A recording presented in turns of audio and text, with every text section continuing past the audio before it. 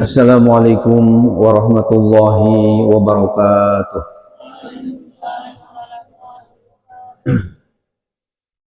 Kita awali dengan zikir 3 kali kalimah thayyibah yang sangat disukai oleh Allah ketika hamba-hambanya mengucapkan Subhanallah walhamdulillah wa la ilaha illallah wallahu akbar.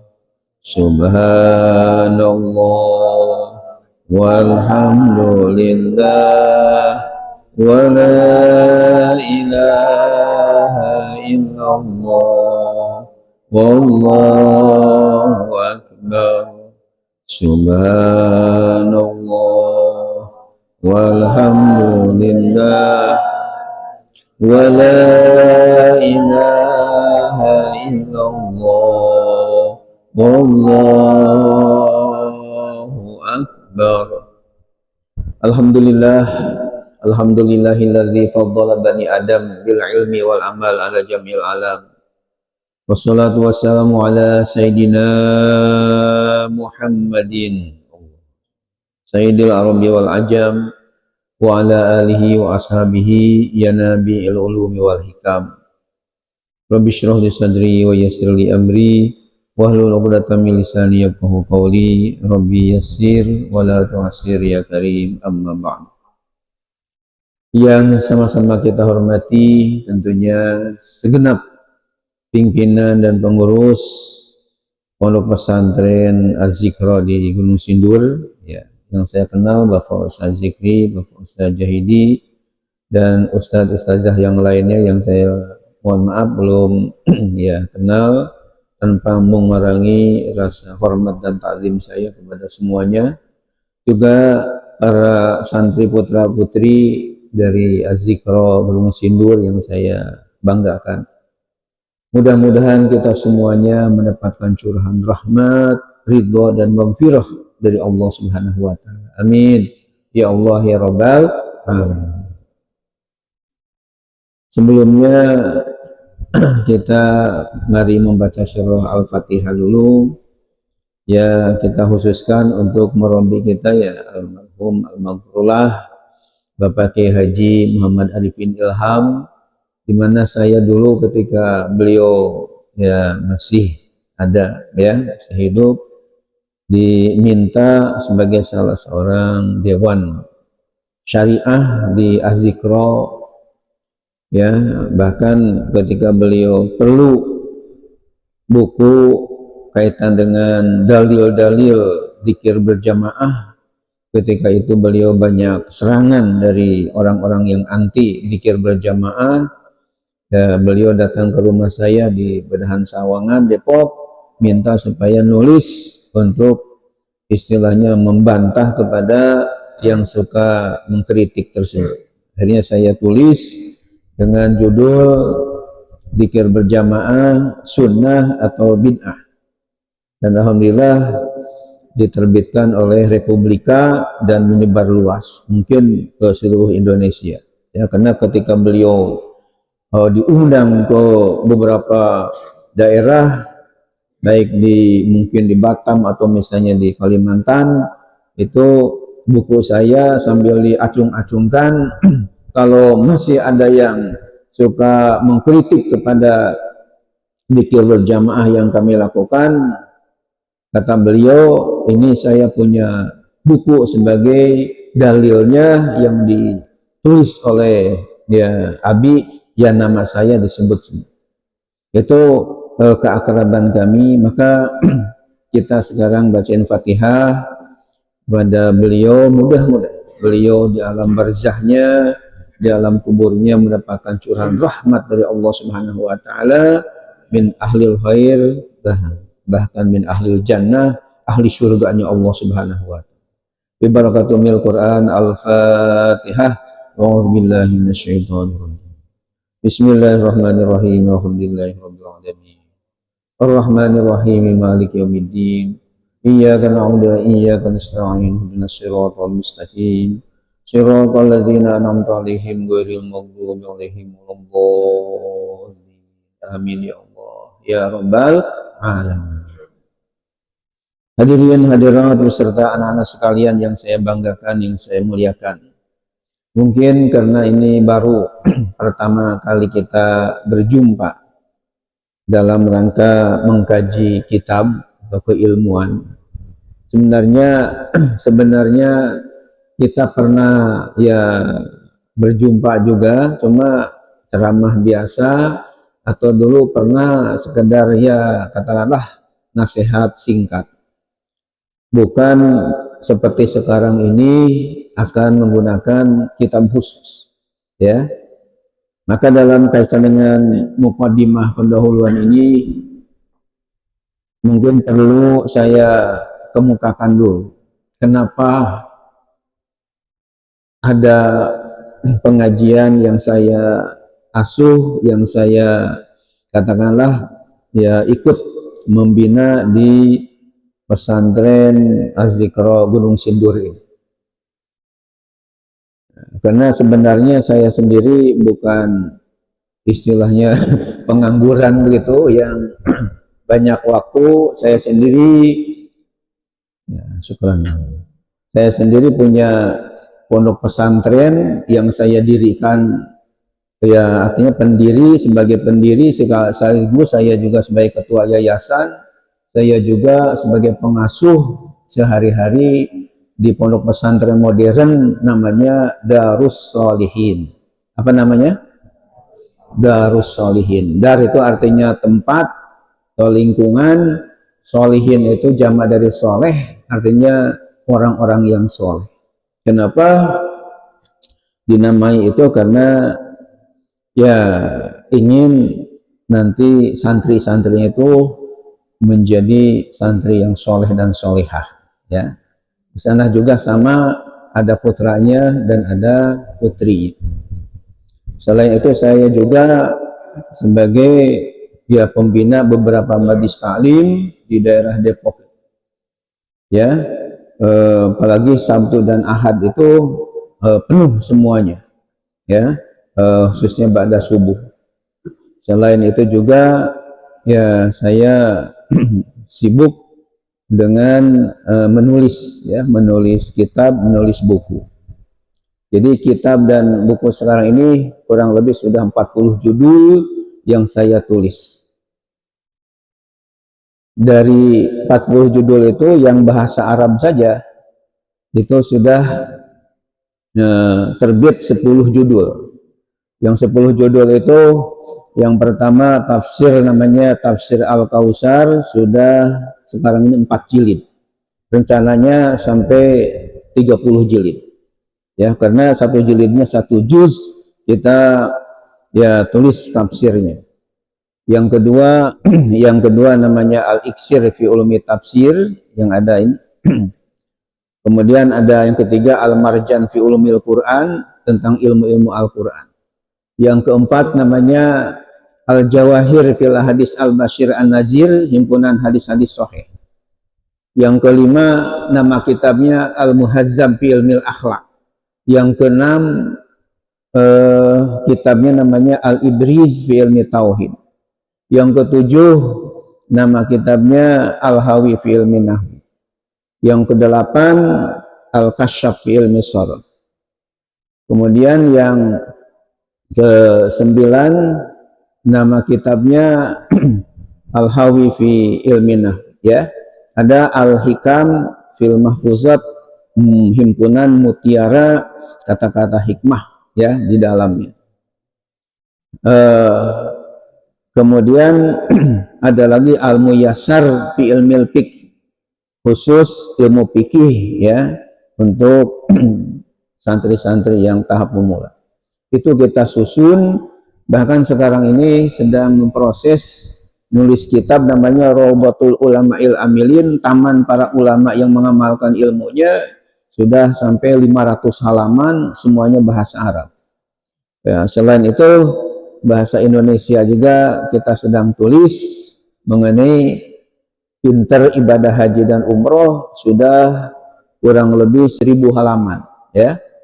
Ini sedang kita tulis. Jadi artinya saya tidak tidak nganggur, tidak diem, ya, ketika tidak ada kajian di luar juga digunakan untuk nulis kitab dan nulis buku, selain ngurus santri juga. Akan tapi kenapa misalnya saya menyiapkan waktu untuk bisa istilahnya meluangkan untuk memberikan taklim di 4 tempat, ya, artinya di Mampang Az-Zikra, Mampang Indah 2, kemudian tadi sebelum ke sini di Pondok Pesantren Dar Al-Syukur yang di Pondokopi, ya.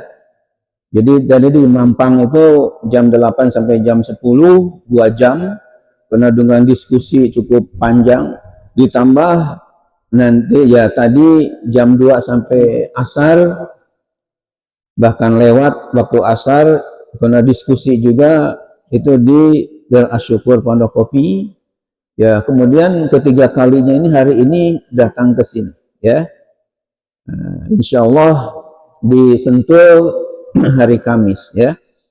Jadwalnya untuk saya menyebarkan ilmu. Nah, ini kenapa misalnya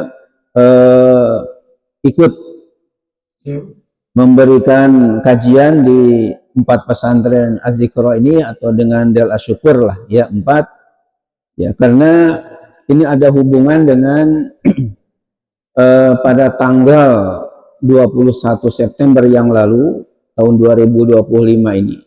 Mungkin dari sini juga Ustaz Zikri hadir, ya. Saya oleh Kiai Abdul Syukur Yusuf dan ya teman-teman di sana dinobatkan, dikukuhkan sebagai guru besar. Kalau di kampus itu sebagai profesor di bidang ilmu Al-Quran dan ilmu syariat, ya. Saya sendiri tidak menyangka bahwa Kiai Abdul Syukur akan memberikan ya gelaran yang sangat tinggi, ya, setelah gelar doktor adalah guru besar, ya. Dengan yang saya dengar dari waktu itu Ustadz Suswan Hadi memberikan sambutan sebelum saya oleh Kiai Abdul Syukur Yusuf jadi nobatkan sebagai guru besar dalam ilmu Al-Quran dan ilmu syariat. Itu yang saya dengar, karena ada beberapa pertimbangan, ya. Terus terang aja di Az-Zikra Mampang Indah 2 itu sebenarnya gurunya bukan, artinya kiai yang dari luar yang ngajar di situ bukan hanya saya saja, tapi banyak, bahkan ada yang lebih sepuh, lebih tua dari saya, namanya Kiai Haji Abdul Syakur Yakub, ya. Ini namanya Kiai Haji ya Syakur Yakub dari Jakarta. Usianya saya dengar kalau nggak salah sampai udah 85 tahun. Ya, usia beliau sudah 85 tahun, berarti sudah ya sepuh. Tapi ya ada juga Kiai Lukman Hakim Al-Azhari, doktor, ya, Al-Azhari menisbah kepada Al-Azhar Kairo, yang aslinya orang Lombok, ya, orang NTB. Ya, ngajar juga di Az-Zikra di sana. Tapi pilihan itu untuk menjadi guru besar rupanya kepada saya yang doib, ya, oleh Kiai Abdul Syukur. Menurut Ustaz Hadi ketika sambutannya itu ada pertimbangan, artinya melihat ada pertimbangan. Pertimbangannya apa? Ya, pertimbangannya karena katanya saya sudah memberikan ilmu kepada Kiai Abdul Syukur ketika beliau di Alhamidiyah Sanawiyah Aliyah selama 6 tahun. Dari guru-gurunya itu diantaranya saya sendiri yang membina Kiai Abdul Syukur Yusuf itu. Ya, bahkan ketika di Alhamidiyah, karena saya sebelum punya pesantren sendiri, tidak kurang 8 tahun sebagai kepala pesantren di Alhamidiyah Depok. Nah, sehingga ketika hari Ahad ada pengajian itu, bahkan bapak dari Kiai Abdul Syukur sendiri namanya Kiai Haji Yusuf itu menjadi ketua Majlis Ta'limnya. Sehingga saya hubungan dengan Bapak Abdul Syukur itu, bapaknya Ki Abdul Syukur itu sangat dekat. Ya, ketika alhamdulillah belum punya perumahan untuk guru, ketika awal berdiri tahun 88, saya sendiri ya nginepnya di rumah Ki Haji Yusuf, bapaknya Ki Abdul Syukur, ya. Nah, sehingga karena Ki Abdul Syukur Yusuf ini merasa sudah ya mungkin istiqomah dalam mengajar tadi sampai sekarang, ditambah lagi pertimbangannya bahwa saya sudah membina para santri dari tahun 2004 sampai sekarang Darus Sholihin tadi, ditambah lagi ya sudah memimpin para ulama se-Kota Depok selama 20 tahun, ya, karena saya terpilih menjadi Ketua Umum Majelis Ulama Indonesia Kota Depok 4 periode berturut-turut. Jadi dari tahun 2003 sampai 2008, 5 tahun masa khidmatnya. Kurang lebih 100 ulama Kota Depok kumpul dari jam 10 pagi sampai jam 10 malam untuk menentukan siapa di Depok yang layak, yang pantas menjadi ketua umum memimpin para ulama sekota Depok. Ternyata saya yang doib ini terpilih menjadi ketua umum tahun 2003 sampai 2008. 2008 masa jabatan habis, pemilihan lagi. 100 ulama kumpul lagi, ternyata saya terpilih lagi 2008 sampai 2014. 2014 masa jabatan habis, ada pemilihan lagi, 100 ulama kumpul lagi. Siapa yang layak menjadi ketua umum, mimpin para ulama sekota Depok. Ternyata saya kepilih lagi 2014 sampai 2019. 2019 habis masa jabatan 5 tahun, kumpul lagi para ulama. 100 ulama kurang lebih, akhirnya saya terpilih lagi. Sampai 2024 kemarin. Ya akhirnya sekarang pakai Syabulin Ahmad dan saya sebagai Dewan Pertimbangan. Jadi karena pertimbangan tadi 20 tahun memimpin para ulama se-Kota Depok, 14 kecamatan, jadi ini katanya ya termasuk layak untuk menyandang guru besar ini. Ditambah lagi bahwa kaitan dengan kesanadan ilmu-ilmu, alhamdulillah saya dinyatakan sebagai orang yang punya sanad keilmuan dalam 3 jalur. Yang pertama dalam tilawatil Quran, bacaan Al-Quran, sanad gurunya sampai kepada Rasulullah. Kemudian dalam tahfiz Quran, karena saya juga alumni dari PT IKI Jakarta, Perguruan Tinggi Ilmu Al-Quran Jakarta, punya dosen tahfiz yang punya silsilah sampai Rasulullah. Kemudian saya juga punya sanad dalam Kutubut Turas, kitab dulu sampai kepada Rasulullah Shallallahu Alaihi Wasallam. Ditambah tadi dengan karya-karya ilmiah ya yang sudah cukup banyak menyebar di masyarakat luas, dan termasuk katanya yang telah mengharumkan nama baik Indonesia, karena pada tahun 1986 saya dinyatakan dalam musabaqah tahfiz Quran 30 juz dan tafsir bahasa Arab sebagai juara pertama Al-Faizul Awal di tingkat nasional waktu itu di Jakarta. Alhamdulillah.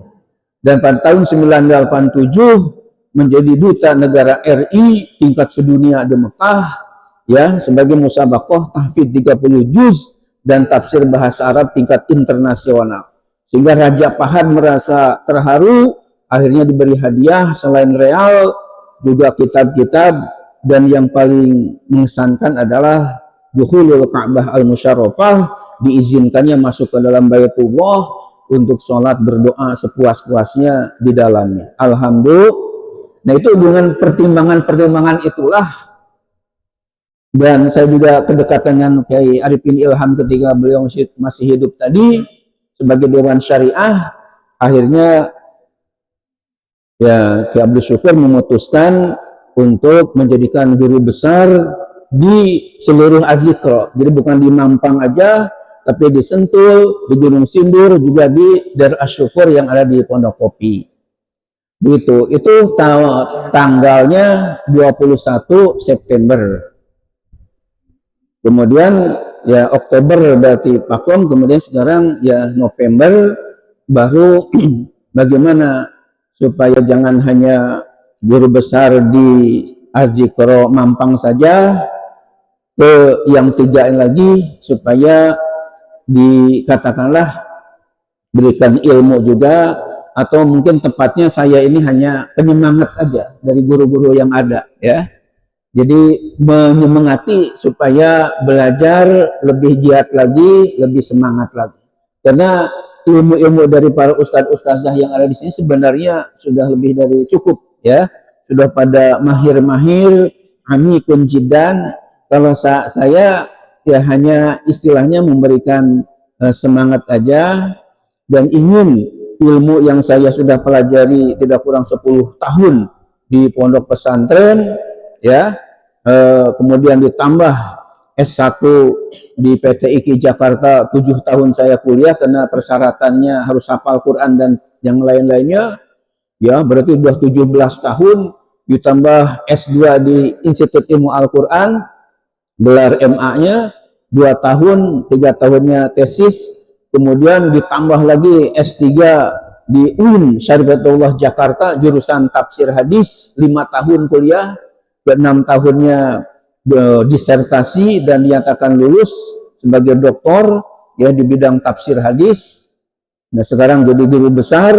Nah ini tentunya ingin ilmu-ilmu yang sudah saya kaji puluhan tahun tadi ya ingin sedikit ya kita sebarkan ke pesantren Az-Zikro, baik yang ada di Sentul, di Gunung Sindur maupun di Dar Asyukur dan yang di Mampang ya. Mudah-mudahan ilmu ini walaupun sedikit jadi menambah yang ada, atau katakanlah memberi semangat kepada adik-adik sekalian supaya pada sukses di dalam belajar ilmunya ya.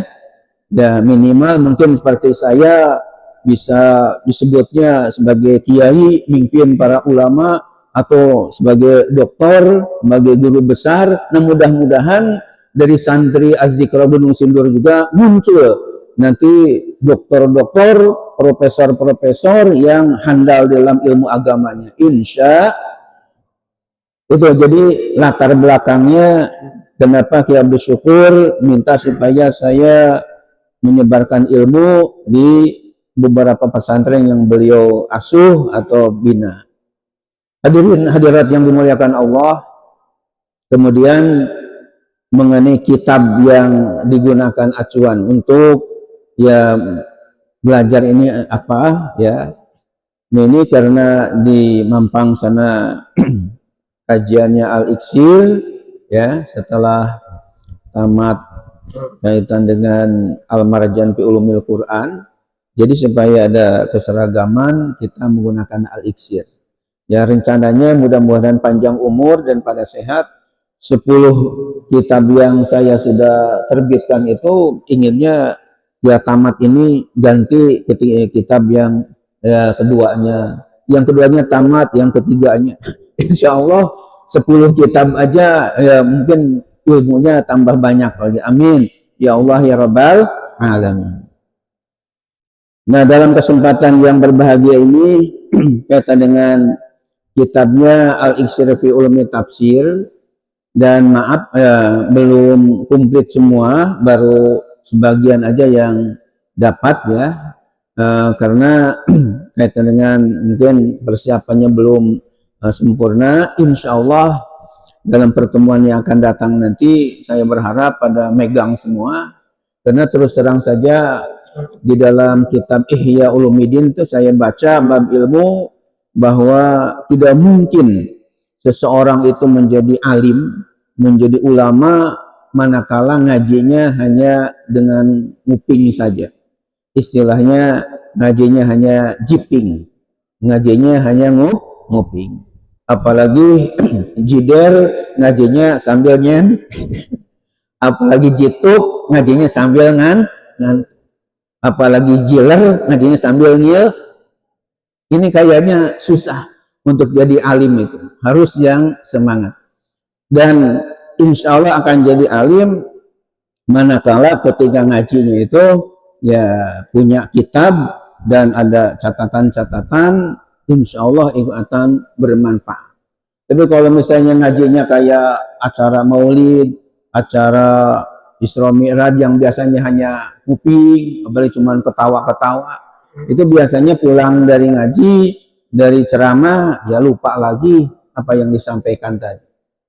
Tapi kalau ngaji seperti ini, ada rujukannya, insya Allah kalau lupa juga bisa lihat lagi kepada catatan atau yang kita sudah terjemahkan kan. Ya, jadi nanti kitabnya semuanya insya Allah pada pegang semua, insya. Dan saya berharap kitab yang sudah dikaji ini bisa nanti diajarkan lagi kepada anak kalian ini, calon-calon pemimpin, mungkin memimpin pesantren nantinya, itu ingin supaya ilmu ini bisa disebarkan lagi, diajarkan lagi kepada murid-muridnya, insya. Jadi pahalanya terus menerus dan tasalsul, pahalanya itu tidak ada henti-henti. Kemudian karena ini mukadimah ya, mungkin ada yang nanya apa itu al-iksir fi ulumi tafsir. Jadi iksir itu kalau dilihat dari kamus ya, artinya adalah emas yang murni ya. Emas yang murni itu bahasa Arabnya iksirun. Ada ungkapan kepada Nabi, anta iksirun wa goli ya. Jadi emas yang murni yang mahal harganya. Fi ulumi tafsir, dalam menerangkan ilmu tafsir. Kenapa dikatakan emas yang murni kaitan dengan nama kitab? Untuk menunjukkan bahwa ilmu yang ada dalam kitab ini adalah sangat berharga.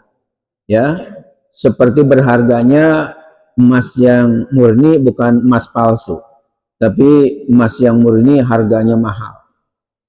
Menunjukkan bahwa ilmu yang kita akan kaji di dalam ini adalah ilmu-ilmu yang sangat berharga, yang sangat penting. Kenapa ilmu ini sangat berharga? Karena pembahasannya dekat ya dengan Al-Quran yang mulia. Karena kalau sesuatu berdekatan, nempel dengan yang mulia, itu sesuatu akan menjadi mulia.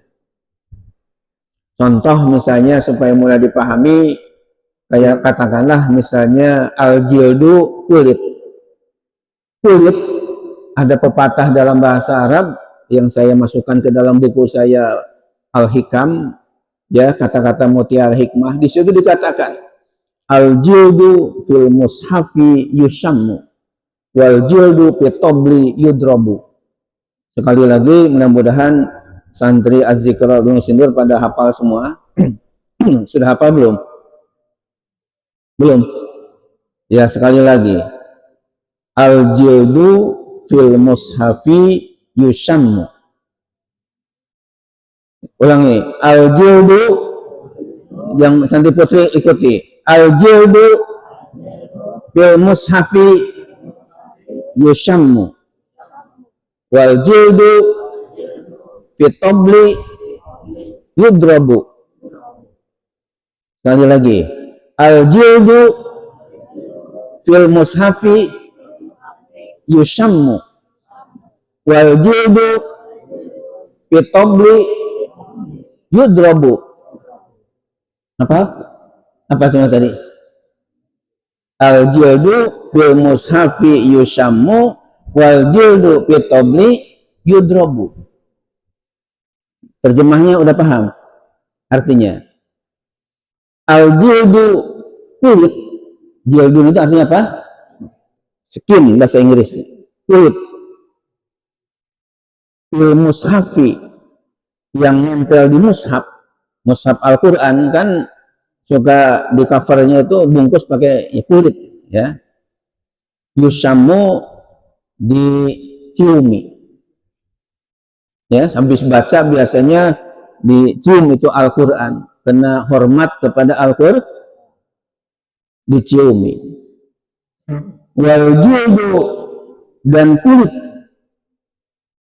fitobli yang ada di bedug. Bedug itu bahasa Arabnya toblun, ya, di bedug. Yudrobu, dipukuli. Doroba yadribu dorban, artinya yudrobu berarti fi'il mudhari bina majhul, bukan mukul tapi dipukuli. Sekali lagi, kulit yang ada di mushaf Al-Quran diciumi, dan kulit yang ada di bedug dipukuli. Ini hanya namanya makalah, ya, hanya nasihat, bukan ayat Quran, bukan hadis, untuk memberikan gambaran bahwa walaupun sama-sama kulit, tapi ketika kulit ini nempelnya, dekatnya dengan yang mulia, seperti di mushaf Al-Quran, kenapa diciumi? Karena kulitnya nempelnya dengan Al-Quran yang mulia. Ya, Quran ini sangat mulia, bahkan Allah Ta'ala telah memberikan sifat 4 macam kepada Al-Quran. Yang pertama, Allah mensifati dengan majidun, ya, artinya yang mulia. Bukan pakai zai mazid, itu yang ditambah. Ini pakai jim, majid. Dalam surah Al-Buruj ada ayat, bal huwa Qur'anum majid fi lauhim mahfuz. Jadi Allah mensifati Quran dengan majid, mulia. Yang kedua, Allah mensifati Quran dengan karim, mulia. Seperti dalam surah Al-Waqi'ah, innahu la Qur'anun karim fi kitabim maknun la yamassuhu illal mutahharu. Karim itu artinya mulia. Yang ketiga, Allah mensifatinya dengan aziz. Dalam surah Fussilat ada ayat, wa innahu lakitabun aziz. Sungguh Quran itu kitab suci yang mulia. Jadi aziz bahkan ditafsirkan oleh ulama dengan adimun nazir, tidak ada bandingannya dibandingkan dengan kitab suci yang lain. Kecil, Al-Quran lah yang paling hebat. Bahkan yang keempatnya, Allah mensifatinya dengan Al-Azim, yang agung. Bisa dibaca dalam surah Al-Hijr, Allah berfirman, walaqad atainaka sab'an minal masani wal Qur'anal azim. Sungguh kami telah memberi kepada Muhammad 7 ayat yang berulang-ulang. Ahli tafsir menafsirkannya yaitu surah Al-Fatihah, wal Qur'anal azim, dan Quran yang agung. Jadi Quran ini Allah sendiri telah mensifatinya dengan 4 sifat tadi yang sangat hebat semua. Nah, karena kulit yang nempel dari mushaf tadi sebagai sampul tadi dekat dengan yang mulia, akhirnya ikut mulia, ya, sehingga biasanya habis baca kita cium karena hormat, padahal sama-sama kulit. Tapi kenapa kulit yang ada di bedug malah dipukuli setiap waktu, ya, bedug kan dipukul lagi. Tidak pernah kita melihat ada orang yang mencium kulitnya, kulit bedug. Ada nggak? Nggak ada. Kenapa nggak dicium? Oh, karena nempelnya bukan dengan benda yang mulia, ya, paling drum atau katakanlah kayu biasa, sehingga menjadi enggak terhormat, gitu ya. Jadi, nah, kitab ini Al-Iqsir fi Ulumi Tafsir, kenapa dikatakan kitab berharga dan mulia? Karena kan yang namanya ilmu tafsir ini ilmu yang berhubungan dengan penjelasan-penjelasan ayat-ayat Al-Quran, atau yang berhubungan erat dengan Al-Quran. Karena Al-Quran yang mulia, maka ilmu yang kita kaji juga jelas ilmu yang sangat mulia. Ya, ini dan Ahmad Dimyati Badruz Zaman, maksudnya yang menyusun kitab ini, yang menghimpun kitab ini, nama saya sendiri, ya. Lengkapnya adalah Ahmad Dimyati Badruz Zaman. Ahmad, mungkin orang tua ngasih tahu, ngasih ini karena ingin supaya ya Ahmad itu kan salah satu dari nama Nabi Muhammad Shallallahu Alaihi, mungkin supaya akhlaknya ikut kepada ittiba kepada Nabi Muhammad. Amin ya Rabbal. Selain Ahmadu juga artinya memuji, mungkin supaya banyak berzikir kepada Allah, memuji-muji Allah. Ya, sementara Dimyati ini ya mungkin orang tua dulu ngasih nama ini karena terinspirasi oleh seorang ulama dari Mekah namanya Said Bakr, ya Said Bakri Syafii Ad-Dimyati ini seorang ulama besar di Mekah yang mengarang kitab I'anatul Talibin, ya hasyiah dari Fathul Mu'in. Jadi ahli hukum Islam itu namanya ya Ad-Dimyati.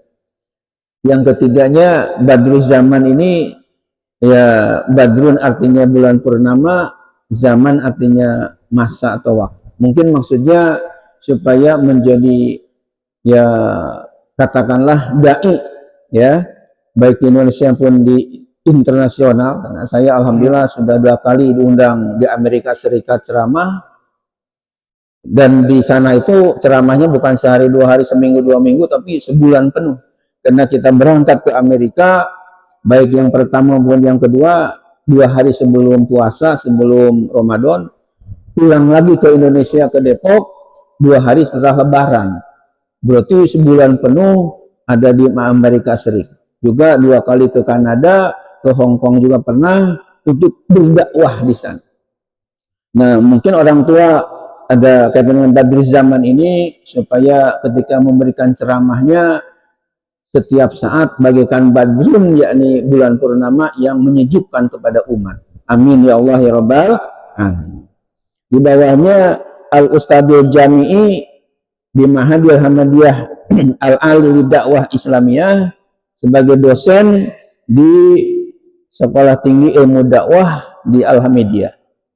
Kemudian wa Ma'hadi Dirasat fi Ulumil Quran dan sebagai dosen di Perguruan Tinggi Ilmu Al-Quran Jakarta. Ya, ini sebagai informasi aja kepada hadirin hadirat dan para santri. Nah, selanjutnya mungkin dalam kaitan dengan pengajian pertama ini kita mukadimah saja, kita baca ya sebagai pendahuluan.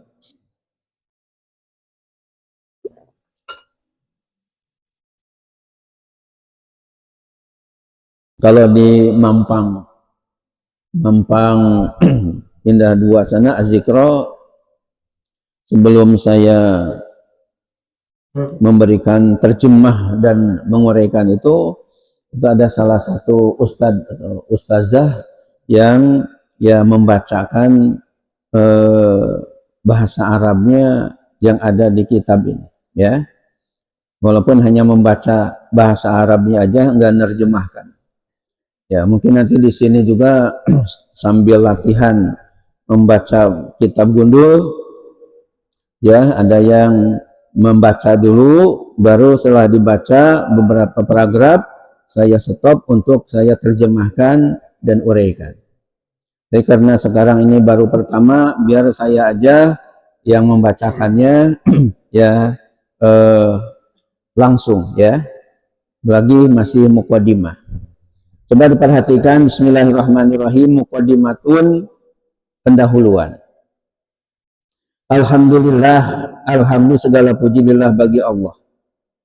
Allazi anzalal Qur'ana Arabian.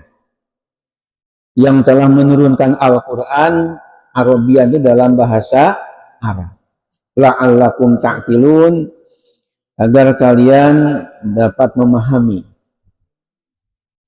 Sebenarnya saya tulis ini ya namanya dalam ilmu balaghah itu ada iktibas, mengutip dari ayat Quran yang menyatakan bahwa Al-Quran itu bahasanya bahasa Arab, bukan bahasa Inggris, bukan bahasa Perancis, apalagi bahasa Jawa, bukan ya, tapi bahasa Arab.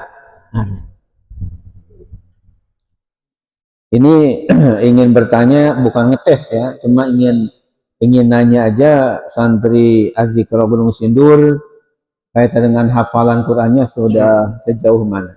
Yang ingin saya tanya di sini, ada ya firman Allah yang menyatakan bahwa Al-Quran itu Allah turunkan dengan bahasa Arab.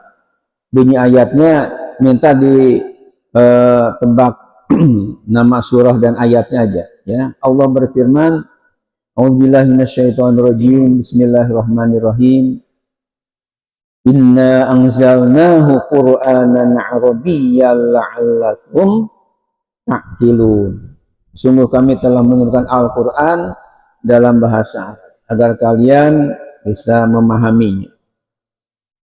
Yang menjadi pertanyaannya, coba adik-adik diperhatikan supaya ini jadi ilmu, mudah-mudahan jadi ingat terus sampai tua nanti, nggak lupa-lupa bahwa kalian pernah ditanya oleh saya kaitan dengan ayat yang berbunyi Inna anzalnahu Qur'anan Arabiyyan la'allakum ta'qilun. Ini ada di surat apa? Surat Yusuf. Sahih? Ayatnya ayat berapa? Ayat?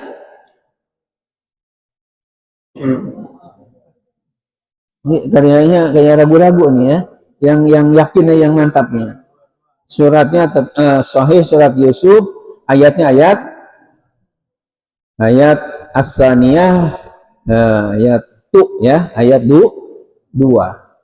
Kalau ragu-ragu atau kayaknya benar enggak nih ya, bisa dicek dalam Al-Quran surah Yusuf ayat 2. Jadi dalam Al-Quran surah Yusuf ayat 2 Allah nyatakan inna anzalnahu Qur'anan Arabiyyan la'allakum ta'qilun. Wallazi hafizahu, dan Allah yang telah menjaga. Qailan fihi, seraya berfirman fihi padanya, inna nahnu nazzalna zikra wa inna lahu lahafizu. Sungguh kami telah menurunkan Al-Quran dan sungguh kami akan selalu menjaga. Ini juga ada ayat ya dalam Quran. Siapa yang sudah tahu surah apa? Al-Hijr ya. Ayatnya ayat Tis'atun 9. Ayat berapa? Ayat 9 itu artinya 9. Di sini biasa bahasa Arab, bahasa Inggris. Ya, yes. Nah, ya, berarti sama ya. Wassalatu wassalamu, dan rahmat dan salam Allah ala man khotobahu biqaulih, semoga tercurah kepada Rasulullah yang telah Allah menyerunya biqauli dengan firman-Nya. Wa anzalna ilaika dzikra litubayyana lin-nasi ma nuzzila ilaihim wa la'allahum yatafakkarun. Dan kami telah menurunkan kepadamu ya Muhammad sallallahu alaihi wasallam az-zikra Al-Qur'an litubayyana lin-nas, supaya engkau menjelaskan kepada manusia ma nuzzila ilaihim, apa yang telah diturunkan kepada mereka, wa la'allahum yatafakkarun, dan agar mereka berfikir. Ini juga ada dalam Al-Quran. Siapa yang sudah tahu surat apa? Ya, ayatnya wa anzalna ilaika dzikra litubayyana lin-nasi ma nuzzila ilaihim wa la'allahum yatafakkarun. Ada yang sudah tahu surah apa?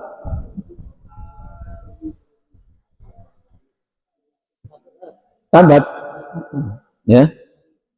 Jadi ada dalam Al-Quran surah An-Nahl. Surah apa? An-Nahl, bukan An-Namal ya. Kalau namal semut, ini An-Nahl lebah ya. An-Nahl ayatnya arba'ah wa arba'in 44. Arba'ah wa arba'in 44. Ayat berapa? 44. Kalau ragu-ragu bisa dicek sendiri benar enggak ya.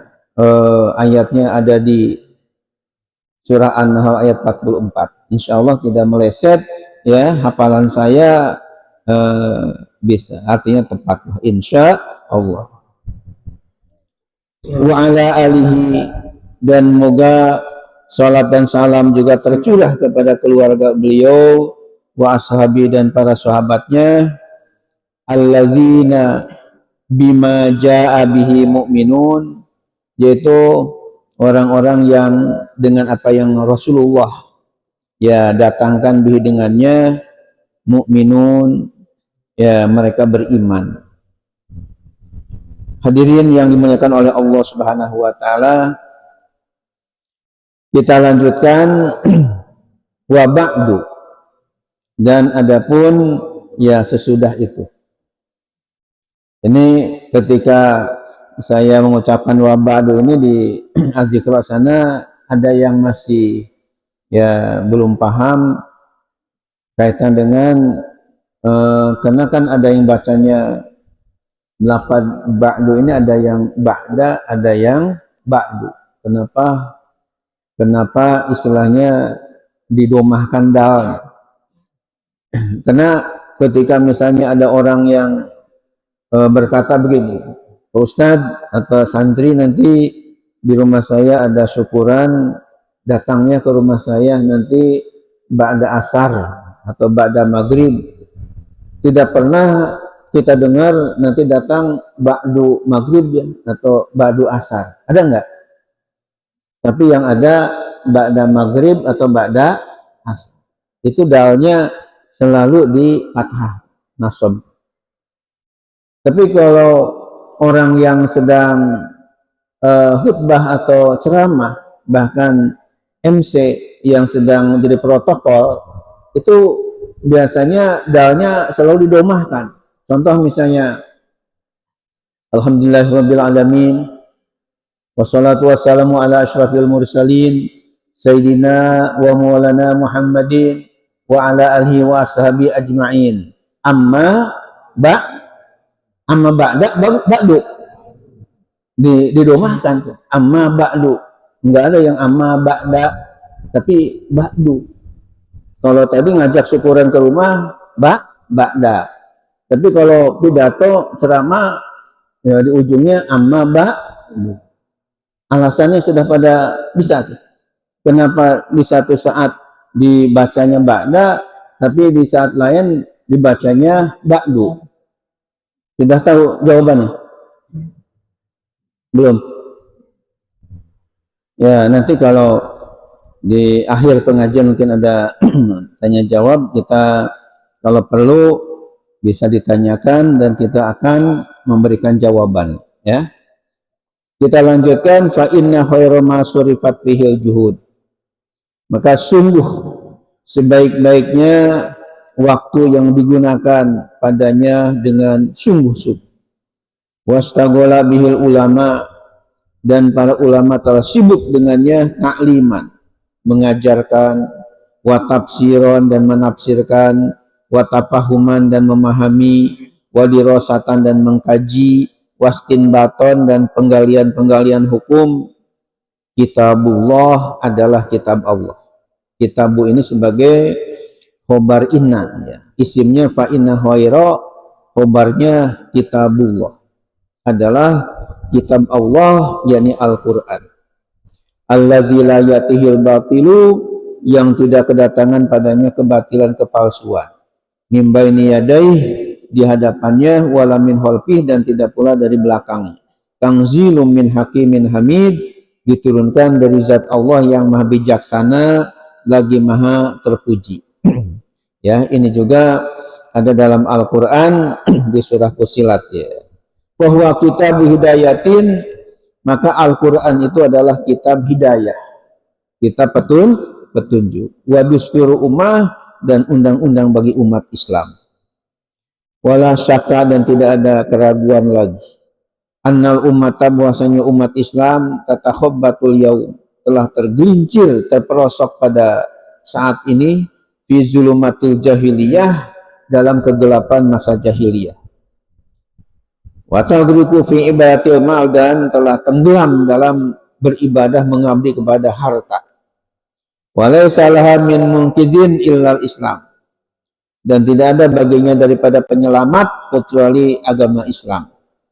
Antorikil istirsyadi, dengan cara ya memberikan atau mengambil bimbingan bita'alimil Quran, dengan ajaran-ajaran Al-Quran.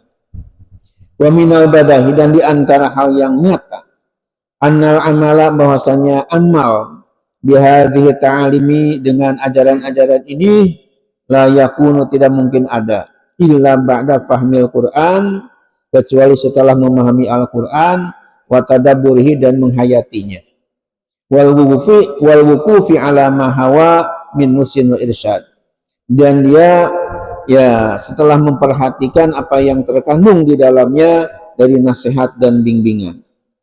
Wa hadza la yatahaqqaqu, dan ini tidak mungkin terrealisir illa antarikil kasfi wal bayan, kecuali dari jalan mengungkap dan menjelaskan, mimma tadullu alaihi ayatul Quran, dari apa yang menunjukkan atasnya ayat-ayat Al-Quran.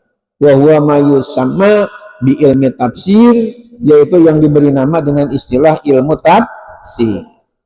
Wal miftahu, ilmu tafsir itu merupakan kunci lihadhil kunuzi, bagi gudang-gudang ini, wadhahoir, dan yang tersimpan ini, allatih tawahadal kitab, yang terkandung dalam kitab al-azim, yang agung. Babidunihi, dan tanpa dia, la yumkinul wusulu, tidak mungkin sampai ila hadhil kunuzi wadhahoir, kepada gudang-gudang dan simpanan-simpanan berharga ini. Wala ali wal jawahir, dan intan-intan dan mutiara-mutiara.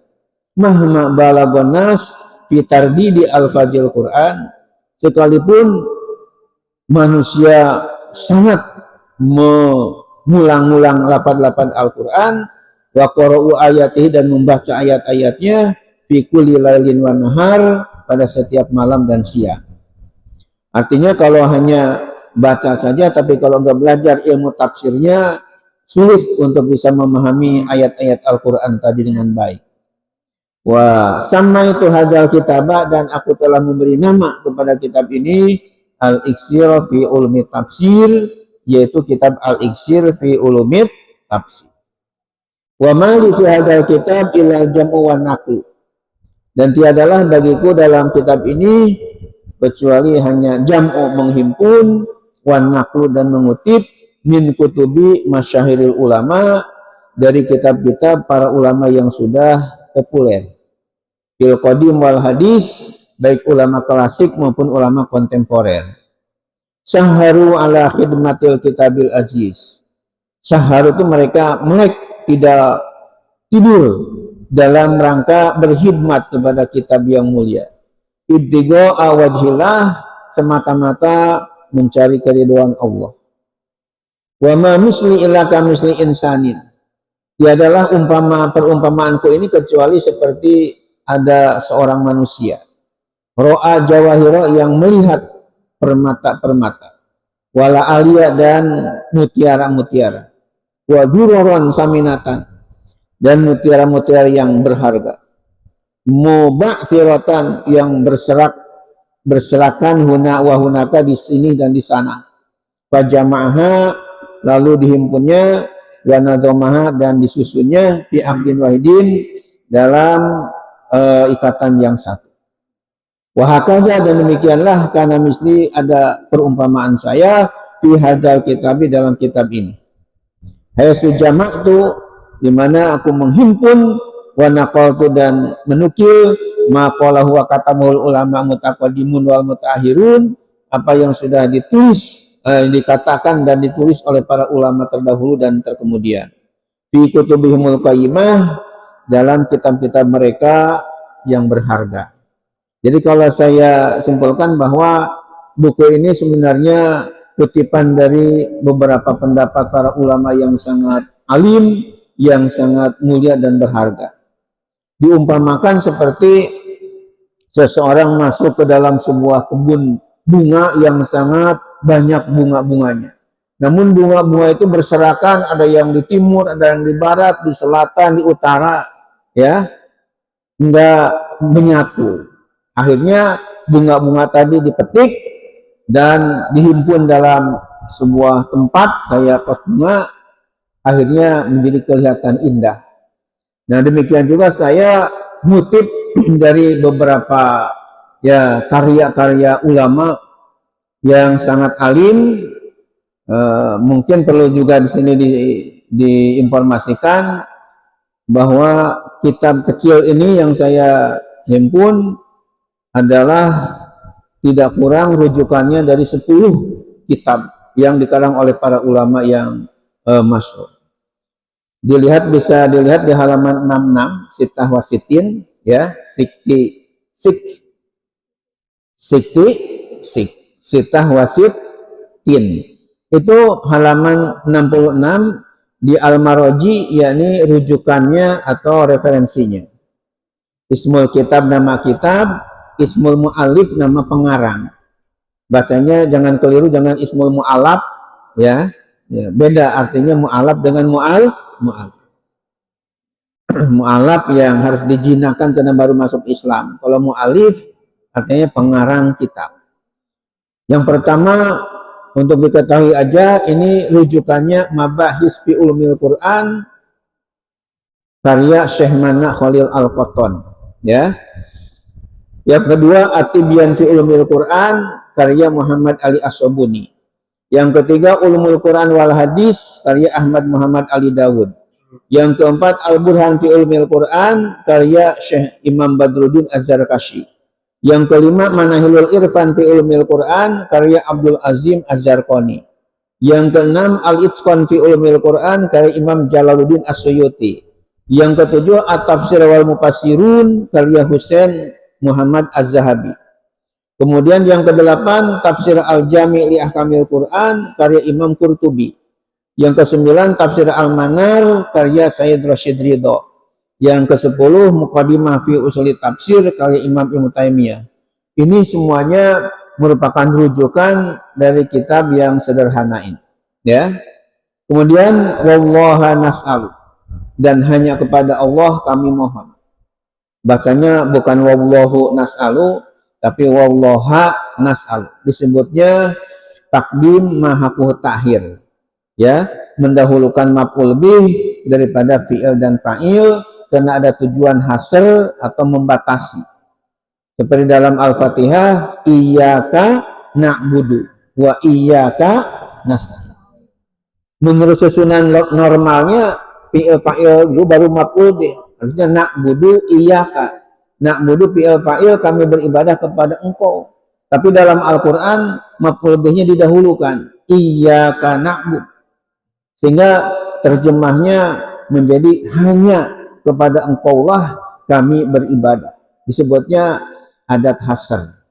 Adat hasr itu diantaranya takdim mahakuh takhir. Di dalam kitab Johar Maknun, sebuah kitab balaghah, alhamdulillah saya sudah hatam, bahkan syarahnya namanya Uqudul Juman juga hatam. Itu ada bait yang berbunyi, ada watul hasri illa wa innama akun wa takdimun kama taqaddama. Jadi takdim di sini menjadi hasr, yakni membatasi. Sehingga terjemahnya wallaha, dan hanya kepada Allah nas'alu kami memohon, ayyamunna alaina bil hidayah wassalah. Semoga Allah memberikan nikmat kepada kami bil hidayah dengan petunjuk, wassalah dan kebaikan. Wa yujannibana, dan mudah-mudahan Allah menjauhkan kami anis syaqawah, daripada celaka, wal giwayah ini dan sesat. Wa yaj'alahu khalisan liwajhil karim, dan mudah-mudahan kitab yang kecil ini, yang sederhana ini, menjadikannya ikhlas liwajhil karim, semata-mata untuk zat Allah yang mulia. Wa sababan lil fauzi bi jannatin na'im, dan menjadi penyebab untuk sukses meraih surga yang penuh dengan kenikmatan. Ya, jadi tujuan saya nulis buku ini, menghimpun buku ini supaya sukses meraih surga Allah yang penuh dengan kenikmatan. Karena surga ini jelas menjadi harapan semua umat Islam. Dan ada riwayat mengatakan kullu na'imin za'ilun ila na'ima ahlil jannah wa kullu hamin munqati'un ila hama ahlin nar. Setiap nikmat pasti akan sirna, akan hilang kecuali kenikmatan ahli surga di surga. Jadi kalau di surga kenikmatannya itu bersifat abadi, tidak hilang-hilang. Ya, di surga tidak ada sakit, apalagi stroke, enggak ada. Jadi nikmat terus. Wa kullu hamin munqati'un, dan setiap kesusah pasti akan berhenti, illa hamma ahli nar, kecuali kesusah ahli neraka di neraka. Makanya bagus sekali kalau kita menjadi orang ahli surga. Dan buku ini mudah-mudahan karena akan dibaca oleh para santri, dibaca oleh umat Islam kalau bisa sih se-Depok atau se-Bogor atau bisa se-Indonesia. Insya, bahkan karena ini tulisannya Arab, bahasa Arab, bahasa dunia, tidak mustahil kitab ini akan dibaca oleh orang-orang Mesir atau orang-orang Saudi. Insya Allah. Kalau buku saya Umat Bertanya Ulama Menjawab, itu rupanya sudah dikaji oleh orang Australia. Rupanya di Australia itu banyak juga orang Indonesia. Ya, tahunya saya buku yang diberi judul Umat Bertanya Ulama Menjawab, udah 2 jilid, seri A, seri B, rata-rata masing-masing 300 halaman, dan rata-rata 100 permasalahan. Tahunya itu karena ada surat langsung dari Sydney, Australia, datang ke Bedahan Sawangan Depok. Intinya suratnya itu menyatakan bahwa Pak Ustadz, Pak Kiai, alhamdulillah buku ya yang disusun Umat Bertanya Ulama Menjawab sudah menjadi salah satu referensi kajian agama Islam di Sydney, Australia. Alhamdulillah, saya sendiri nggak nyangka itu buku bisa menyebar ke luar negeri, ya, karena bahasanya bahasa Indonesia, ya, walaupun banyak ayat Quran dan hadis. Rupanya di sana dijadikan referensi. Cuman ada tambahan dalam tulisannya itu, nun Pak Kiai, Ustadz, kami masih ada 8 permasalahan lagi yang kami masih istilahnya belum ada keputusan, masih berdebat dengan teman, belum ketemu dalilnya. Jadi tolong Pak Ustadz, yang 8 lagi ini nanti di edisi yang akan datang mohon disisipkan untuk oleh Pak Ustadz dijelaskan di Depok. Nanti kami ngambil manfaat penjelasan Pak Ustadz di Australia. Intinya seperti itu. Sehingga saya tahu, oh berarti buku itu sudah menyebar ke sana. Tahu siapa yang bawanya, ya, yang akhirnya mereka ya ingin ada tambahan penjelasan-penjelasan lagi. Berarti ilmu ini bukan hanya di daerah Depok atau Jawa Barat aja atau Jakarta, tapi bisa menyebar ke luar negeri. Nah, mudah-mudahan kitab ini juga bisa bermanfaat dan menjadi sebab untuk meraih surga Jannatun Naim. Walhamdulillahirabbil alamin. Ini ditulis bukan baru tahun kemarin, ya, ini sudah cukup lama. Ditulis Majmu'atul Hamidiyah itu di komplek pesantren Al-Hamidiyah ketika saya jadi kepala pesantren di sana sebelum punya pesantren sendiri. Itu as-Sulasa, hari Selasa, ya, seperti hari sekarang ini, ya, tapi waktunya ditulis ini selesai 9 Jumadisannya 1414 yang bertepatan dengan 23 November, bulan November tahunnya 1993. Udah lahir belum? Jadi ini ditulisnya sudah cukup lama. Ketika saya baru selesai dari PT IKI masih S1, ya, belum S2 apalagi doktor.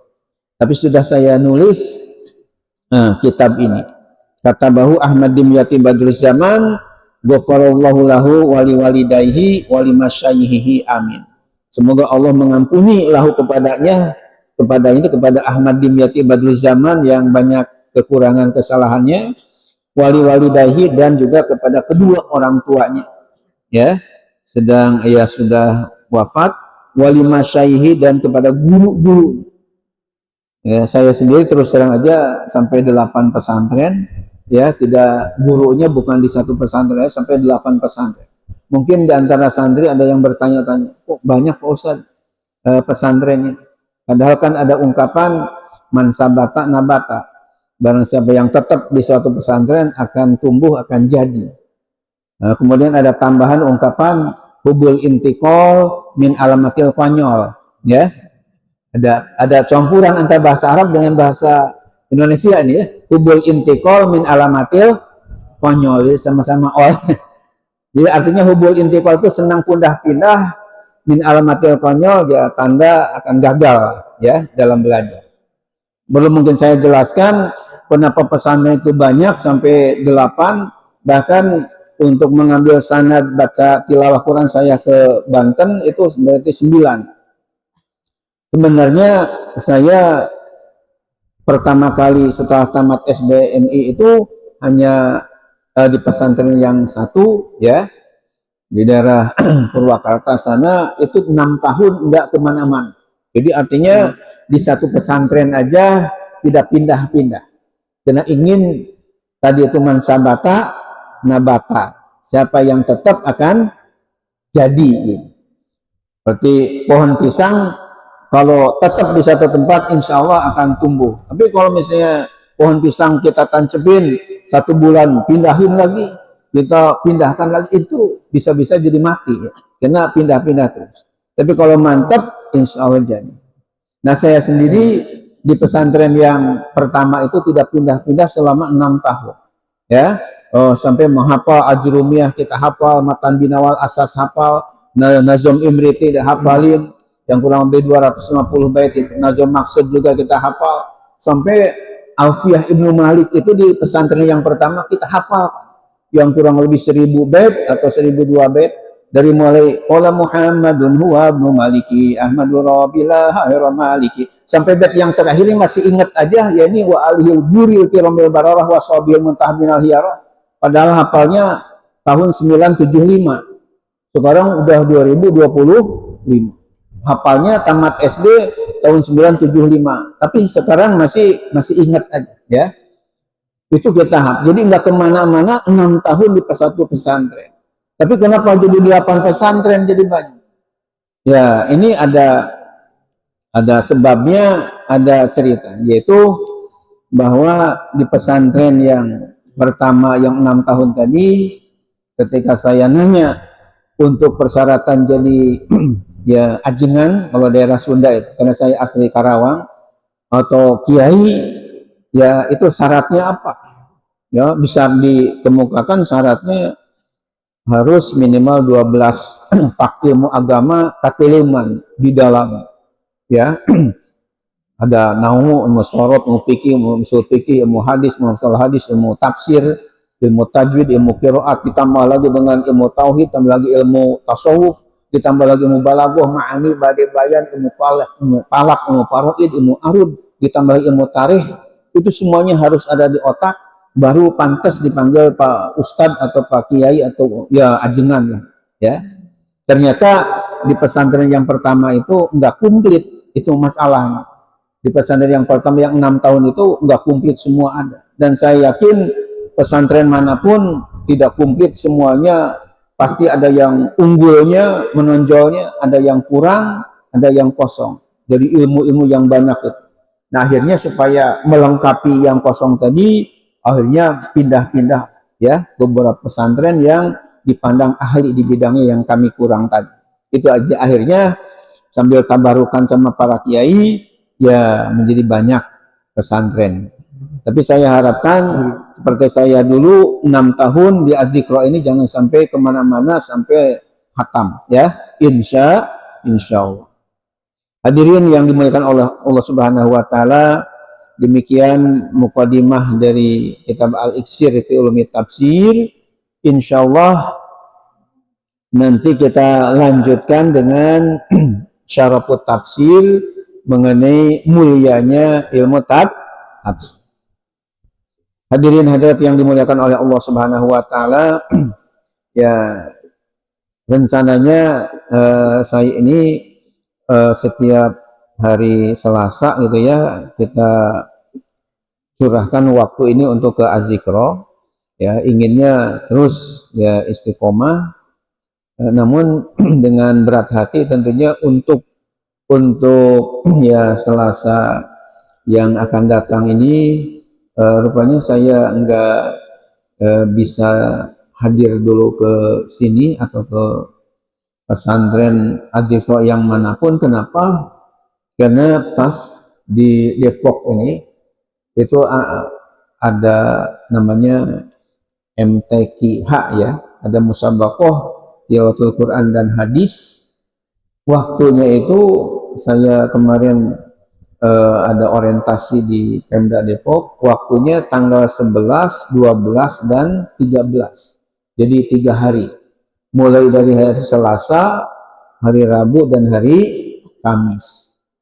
Dan saya ya mulai dari dulu ya, dari tahun 92 tamat dari PTIK ini sudah diberikan amanah sebagai Dewan Hakim atau juri dalam bidang tafsir, ya bahkan dijadikan ketua majelis bidang tafsir bahasa Arab, bahasa Inggris, bahasa Indonesia. Jadi 3 bahasa. Kenapa mungkin menunjuk saya seperti itu? Ya karena mereka tahu bahwa saya dulu pernah jadi peserta yaitu musabaqah tafsir Al-Quran, ya baik di nasional maupun di internasional. Sehingga oleh karena itu minta supaya menjadi dewan hakim dalam bidang tafsir hari Selasa, Rabu, dan Kamis. Ya karena waktunya pas berbarengan begitu. Jadi insya Allah mungkin ketemu lagi sambil menyiapkan kitabnya yang sekarang belum sempurna, belum lengkap pada hari Selasa yang akan datang, ya. Karena tanggal 11, 12, 13 saya diminta untuk menjadi ya dewan hakim yang dari mulai jam 8 pagi hari Selasa sampai malam ya 3 hari berturut-turut. Oleh karena itu mohon dimaklumi ya, insya Allah nanti Selasa berikutnya kita akan hadir lagi melanjutkan materi yang tadi baru mukadimah. Insya Allah. Sebelum diakhiri dengan doa dan kita nanti berjamaah Isya, barangkali ada yang ingin ditanyakan dulu untuk menambah wawasan. Karena dalam hadis Nabi riwayat Imam Bukhari ya dari sahabat Muawiyah radhiyallahu anhu yang saya kutip hadis ini di hadis yang pertama di dalam buku saya yang judulnya Al-Jawahir bil Hadis Al-Bashir An-Nazir. Bunyi hadisnya Rasulullah bersabda, "Man yuridillahu bihi khairan yufaqihu fid din." Barang siapa yang Allah kehendaki dengannya menjadi orang yang terbaik, maka Allah akan pahamkan dengan mendalam fid din dalam masalah agama. Jadi di antara tanda orang yang khair, yang terbaik kata Nabi, manakala umat Islam dalam masalah keagamaannya mendalam. Nah, dalam rangka untuk kita memperdalam ilmu agama yang sudah diajarkan oleh guru-guru yang ada di sini yang sangat mulia dan sangat pintar-pintar, tentunya untuk menambah barangkali dari penjelasan tadi ada yang kurang bisa dipahami atau mungkin juga ada masalah-masalah keagamaan lain bisa ditanyakan ya kepada ahli. Apa perbedaan dari batas Ya, baik. membuat tertib yang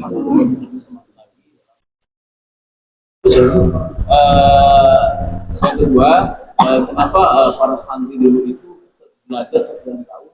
Di sini kami dalam belajar menghafal Al-Quran untuk bagaimana agar hati kita untuk terus istiqomah kita dengan Al-Quran untuk menghafal dan mengajarkan.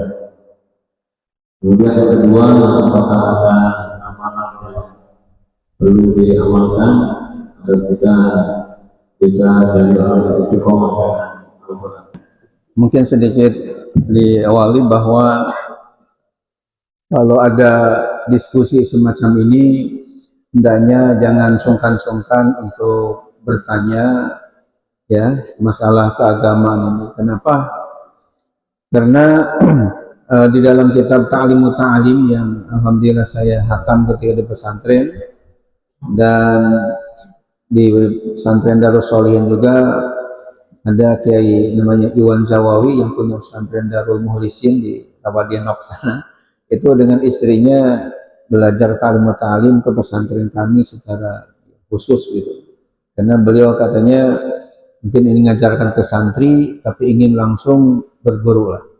Sehingga dalam Ta'limut Ta'lim itu saya baca bahwa seorang sahabat kami yang namanya Ibnu Abbas, Abdullah bin Abbas radhiyallahu anhuma, dan alhamdulillah pada haji umrah yang lalu saya bisa ke Taif ya, makam Abdullah bin Abbas ada di Taif sana, bisa ziarah.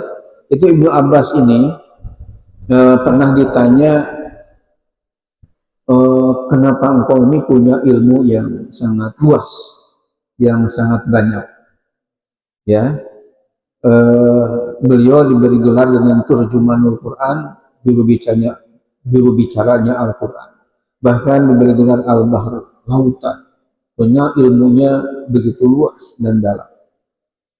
Jawaban beliau mungkin selain karena dapat doa dari Rasulullah, karena ketika usia masih 12 tahunan pernah dirangkul oleh Nabi di dekat sambil didoakan. Karena Ibnu Abbas ini anak paman Nabi, putra Al-Abbas ya. Didoakan dengan doa Allahumma faqihu fiddin wa alimhu ta'wil. Ya Allah, pahamkanlah Abdullah bin Abbas ini dalam masalah agama dengan mendalam, dan ajarkanlah ilmu ta'wil atau tafsir sehingga menjadi orang alim. Dan ditambah kata Ibnu Abbas, kenapa aku ini menjadi banyak ya diberikan ilmu oleh Allah cukup banyak seperti ini? Ternyata kata beliau ada dua hal yang aku lakukan. Ini mungkin oleh santri Adikra perlu juga dicontoh ya, sehingga menjadi pintar, jadi alim. Yang pertama kata beliau biqol bin aqul, dan yang kedua walisanin saul. Biqol bin aqul itu mungkin kita bisa terjemahkan dengan ya pikiran atau hati yang fokus. Jadi ketika guru menerangkan ilmu kepada kita sebagai murid, si murid ini mendengarkannya fokus, khusyuk, jadi enggak bercanda, enggak sambil ngantuk dan sebagainya, tapi benar-benar dicatat mana yang penting-penting. Yang kedua walisanin sa'ul, dan lidah yang banyak bertanya. Sa'ul ini wajan pa'ul disebutnya segat mubalag, jadi banyak. Kayak Ghafur, kalau Ghafir yang mengampuni, tapi Ghafur kan maha pengampun. Jadi sa'ul dari kata ya sa'ala, artinya yang banyak bertanya. Hati yang fokus ketika mendengarkan ceramah atau kajian-kajian dari guru. Ditambah kalau enggak paham, banyak bertanya. Jadi enggak sungkan-sungkan. Maka wajarlah kalau beliau ini ya menjadi alim. Nah, maka santri juga saya berharap baik putra maupun putri jangan sungkan-sungkan, apalagi gurunya istilahnya seolah-olah menantang. Siapa yang mau nanya? Itu kan kesempatan. Sebab tidak semua ya.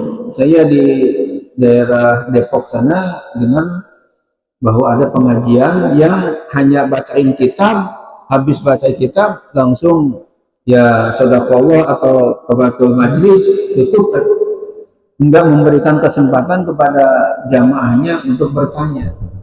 Karena terus terang aja memang lebih enak bertanya, lebih ringan bertanya daripada menjawab ya. Kalau nanya kan ya mudah, yang kita nggak paham tanya kan mudah, tapi menjawab itu yang tidak mudah, karena nggak disiapkan dari awal. Mau nanya apakah fikih atau hadis atau tafsir, kan nggak tahu, langsung tanya aja. Itu makanya tidak semua ustadz kiai ketika masih pengajian memberi kesempatan untuk pertanyaan, ya, karena lebih ringan ceramah daripada ya menjawab. Nah, kalau saya bukannya nyombongkan diri ya, artinya siap, akan tapi ya yang bisa aja saya akan kemukakan. Kalau enggak ya saya juga tawakuf, tidak semuanya bisa, ya, akan tapi yang mana yang bisa saya akan jawab. Dan ini kan kesempatan. Oleh karena itu di waktu yang akan datang nanti ya santri harus kritis, ya, artinya banyak bertanya supaya cepat pinter, insya Allah. Kita lanjutkan kepada 3 pertanyaan atau 3 penanya yang saya muliakan, saya banggakan. Pertama dari adik ini nama siapa? Hah? Akun? Siapa namanya? Adunan. Adlun. Adnan. Kita lanjutkan. Jadi ia belum paham perbedaan antara ba'da dengan ba'du tadi. Dan saya kira bukan dia aja yang belum paham, mungkin banyak juga yang belum begitu jelas untuk memahaminya. Jadi tadi ketika menyuruh kepada misalnya nanti kumpul di rumah saya, ada syukuran, kumpul ya ba'da maghrib atau ba'da isya, itu selalu dipatahkan dalnya. Tapi ketika ceramah atau pidato atau khutbah kita dengar amma ba'du, didomahkan dal. Ini kenapa kok bisa berbeda seperti ini? Nah, ini ada jawabannya, ada ilmu. Namun jawaban ini rupanya kalau kena menyangkut masalah ilmu nahwu, ilmu tata bahasa, tidak kita temukan di Ajurumiyah atau di kitab Nazm Imriti, karena itu masih rendah, adanya di Alfiyah Ibnu Malik yang kurang lebih 1000 bait jawabannya. Jadi jelasnya mungkin begini. Yang pertama dulu, kenapa dibaca ba'da? Ya, dibaca ba'da karena kata-kata ba'da termasuk qobla itu termasuk kepada namanya zorob zaman. Dorob apa? Dorob itu ada 2, ada dorob zaman, ada dorob makan. Ini coba duduknya yang bagus nih. Ya, yang semangatnya. Ya, dorob zaman dan dorob makan. Ini ilmu. Insya Allah sampai hari kiamat penjelasannya tidak berubah-ubah. Dorob makan bukan makan bahasa Indonesia, ya. Dari makan di sini menunjukkan kepada tempat. Jadi ada dorob zaman menunjukkan lapan kepada waktu, kalau dorob makan kepada tempat. Misalnya kalau zaman itu misalnya seperti ba'da, qobla. Ba'da kan sesudah. Kalau qobla sebelum. Ya, after and before. Jadi sesudah, sebelum itu kan waktu. Ada dorob makan kaitan dengan masalah tempat. Misalnya amama di depan, holpa di belakang, fauqa di atas, tahta di bawah. Itu dorob zaman maupun dorob makan termasuk kepada mansubatul asma'i, masuk ke dalam isim-isim yang dinasobkan. Jadi pada dasarnya dorob zaman dan dorob makan itu harokatnya itu nasab atau fathah. Jadi ba'da, qobla, amama, fauqa, tahta dan sebagainya. Itu makanya ketika nyuruh ke rumah tadi digunakan kata-kata kumpul nanti ba'da zuhur atau ba'da asar. Karena pada dasarnya dorob zaman atau dorob makan adalah harokatnya Nah, sekarang masalahnya kenapa dalam ceramah atau khutbah atau MC disebutnya atau dikemukakan dengan amma ba'du, tidak ba'da. Ini jawabannya saya katakan tadi ada di dalam Alfiyah Ibnu Malik bab idopat. Bab apa? Bab idopat namanya. Mudhofun ilaih. Udah belajar belum ya? Ilmu nahwu. Jadi penjelasannya itu ringkasnya begini. Ini insya Allah tidak berubah sampai hari kiamat ya penjelasan. Jadi manakala lafaz ba'da atau misalnya qabla mudhofun ilaihnya disebut, maka wajib dia ya harus difathahkan ya, kecuali kalau ada amil sebelum. Kalau misalnya ada mudhofun ilaihnya, katakanlah ba'da zuhri, kan nggak mungkin orang bicara cuman ba'da aja. Kumpulnya di rumah saya kapan? Ba'da, sesudah, kan nggak mufid gitu, nggak bisa dipahami. Pasti ada lanjutannya. Ba'da zuhri artinya setelah zuhur. Ba'dal maghribi setelah maghrib. Ba'dal isya'i setelah isya. Nah itu namanya ba'da mudhof, isya'i, maghribi, zuhri, asri, itu namanya mudhofun ilaih. Mudhof itu yang disandarkan, mudhofun ilaih itu yang menerima kesandaran. Jadi kalau lafaz ba'da misalnya ada mudhofun ilaihnya, maka ba'danya itu difathahkan dalnya itu. Ba'da zuhri, ba'dal asri, ba'dal maghribi. Tapi ketika misalnya setelah ba'da itu ada lafaz yang mahzuf atau mudhofun ilaih yang dibuang, tidak disebutkan, hanya dikira-kirakan aja, disebutnya ya muqaddar, hanya dikira-kirakan, itu wajib dalnya itu didomahkan, dimana domah si dal ini sebagai kata isyarat bahwa setelah ba'da itu ada lafaz atau mudhof ilaih yang dibuang, yang tidak disebutkan. Karena pada dasarnya kata-kata setelah alhamdulillahirabbil alamin wa bihi nasta'in ala umuri dunya waddin wa ala alihi ajmain amma ba'du, itu pada hakikatnya kalau dijelaskan amma ba'dal hamdalah wassalati wassalamu ala rasulillah. Nah kata-kata hamdalahnya kan nggak disebut. Maka untuk supaya isyarat bahwa ada lafaz yang tidak disebutkan setelah kata-kata ba'danya, maka wajib dalnya didomahkan sebagai tanda ada yang dibuang tadi. Itu jadi kenapa misalnya dibacanya amma ba'du, karena ada lafaz mudhof ilaih yang mahzuf yang dibuang. Beda dengan ba'dal asri, ba'dal maghribi yang disebut. Gitu. Ini kaidahnya atau dalilnya ada dalam Alfiyah Ibnu Malik yang tadi kurang lebih 1000 bait itu, yang saya sudah hafal waktu tamat dari SDMI, sudah menghafal ya. Alhamdulillah hafal 2 bulan 20 hari, karena setiap hari saya sudah janji sama diri sendiri harus hafal 10 bait.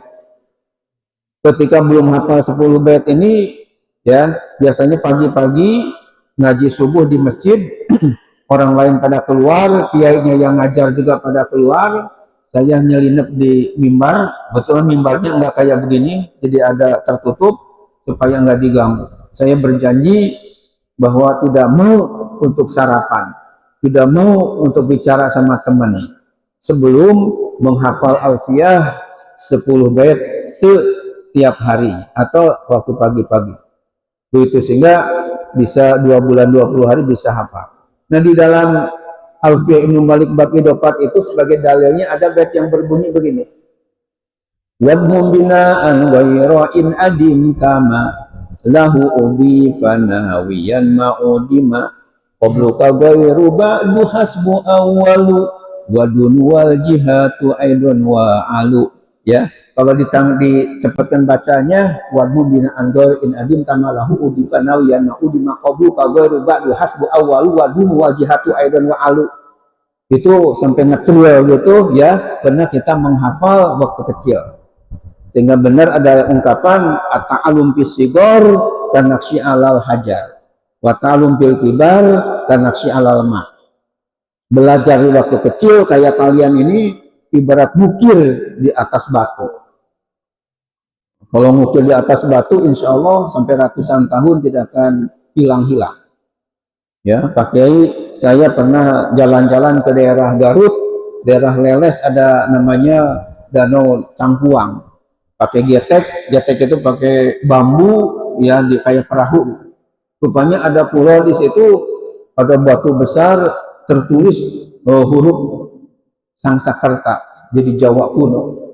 Padahal tulisannya saya pikir sudah ratusan tahun, tapi masih ada, walaupun tidak paham, tapi tulisannya masih ada. Kenapa? Karena ngukirnya di atas batu. Tapi wa ta'allum fil kibar kanaksi alal ma.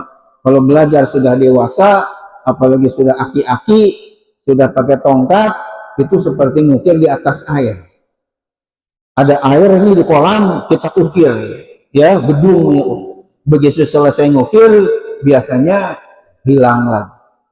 Nah, ini ibaratnya kalau belajar sudah tua renta, ya, jangankan tua renta, yang sudah tua aja sudah berumah tangga, punya banyak cabang yang dipikirin, mikirin istri, mikirin anak, ya, yang satu ke dokter, yang satu mau mainan dan sebagainya, sehingga pikirannya bercabang-cabang, akhirnya mengganggu kepada hafalan. Kalau ketika kecil kan fokus, nggak mikirin masalah, ya, ekonomi, ya, karena orang tua yang nyiapin. Begitu, makanya harusnya belajar dari kecil ini dengan sungguh-sungguh. Nah, jadi di dalam Alfiyah tadi dikatakan wa binaan ghair in adim tamalahu di fanawiyan maqudima qablu ka ghairu ba'du hasbu awwalu wa dun wajihatu adan wa alu. Jadi artinya ketika lafaz ba'da ini mudhofun ilaihnya dibuang atau tidak disebut, wajib didomahkan sebagai tanda ada yang dibuang. Karena takdirnya amma ba'dal hamdalati wassalati wassalami ala rasulillah. Nah, kata hamdalahnya kan enggak ada, maka didomahkan. Tapi kalau ada mudhof ilaihnya, ya dinasobkan, kayak ba'da zuhri, ba'dal asri, ba'dal maghrib dan yang lain. Saya kira jelas, ya, jawabannya, mudah-mudahan tidak lupa. Apalagi alfiyahnya kalau bisa, dan ini juga mungkin santri saya juga di Adzikra ini, jadi saya berharap supaya pada ya nazom-nazom tadi bisa hafal, karena sebagai penguat. Kalau masalah hukum-hukum, Qur'annya, hadisnya pada pintar, tapi masalah nyangkut masalah nahwu shorof, ya tentu yang dari dalil bisa di Ajrumiyah, bisa di Imriti, bisa di Alfiyah Ibnu Malik. Itu lebih mantap lagi daripada tidak hafal. Yang kedua, mengenai pertanyaan dari akhi Al-Fadil Zahidi, ya, beliau menanyakan bagaimana kok belajar ini kayaknya beda dengan ulama-ulama dulu, bisa berhasil, ya, alhamdulillah, terima kasih husnuzannya beliau kepada saya, katanya bisa ya ilmunya mendalam lah atau luas dan sebagainya. Walaupun saya merasa ilmu saya masih cetek, masih dangkal, tidak punya kelebihan apa-apa, ya. Cuma tadi beliau menanyakan begitu, kenapa ini sukses atau kiat-kiatnya menjadi sukses dalam belajar. Ya, saudara sekalian, mungkin perlu saya sampaikan, mungkin, ya, yang saya ketahui atau yang saya lakukan. Kenapa misalnya seseorang itu menjadi sukses dalam belajarnya? Karena ditandai suksesnya seorang santri itu dalam belajar, tandanya yang pertama, manakala dia pulang dari pesantrennya, dia sudah jadi kiai, ya. Kalau baru ustadz itu kayaknya masih proses, belum begitu sukses, ya. Tapi kalau sudah jadi kiai, jadi ulama, kemudian tandanya yang kedua, mimpin pesantren, bisa mimpin pesantren. Ini tanda yang sangat sukses menjadi ya santri. Karena harapan dari guru masing-masing saya yakin sama, supaya anaknya nanti membina umat lagi. Yang ketiga, tanda suksesnya ini ya hafal Al-Quran 30 juz, tafsirnya kalau bisa sampai nasional internasional. Insya. Kemudian juga dalam akademisnya bukan hanya di pesantrennya aja jadi kiai, juga S3-nya juga sampai ya, yakni S1-nya, S2-nya sampai S3-nya, kalau bisa sampai guru besar atau profesor. Ini berarti tandanya sukses. Nah, untuk mencapai kesuksesan tadi memang tidak mudah, ada kiat-kiatnya. Kiat-kiatnya itu sebenarnya oleh Syekh Burhanul Islam Az-Zarnuji di dalam kitabnya Kalimut Ta'alim, cara didaktik metodik belajar dan mengajar, sudah dijelaskan. Saya yakin santri juga sudah pada hafal ya, di dalam Kalimut Ta'alim itu ada ungkapan ala la tanal ilma illa bisitatin, seumbikaan majmu'iha bibayani zakain wa hirsin wa istibarin wa bulgotin wa irsyadi ustazin wa tuli zamani. Ingatlah, kamu tidak akan meraih ilmu yang banyak dan berkah ya, kecuali dengan 6 perkara. Aku akan menjelaskan dengan sejelas-jelas. Yang 6 itu yang harus dikuasai oleh para santri yang ingin sukses dalam belajarnya. Yang pertama, zakain, harus punya otak yang cerdas. Karena ada pepatah bahasa Arab juga yang saya hafal, katanya az-zaki yakbi binadirin wahid malayat pihil gobi bialapi syahid. Az-zaki, orang yang cerdas, yakbi binadirin wahid, cukup dengan contoh satu aja langsung dia paham. Karena begitu cerdas. Malayat pihil gobi bialapi syahid. Dimana tidak cukup bagi orang yang otaknya jongkok, ya, otak udang, yang telat mikir. Bi'alfi syahid, dengan 1000 bukti-bukti atau contoh-contoh, tetap dia tidak paham-paham.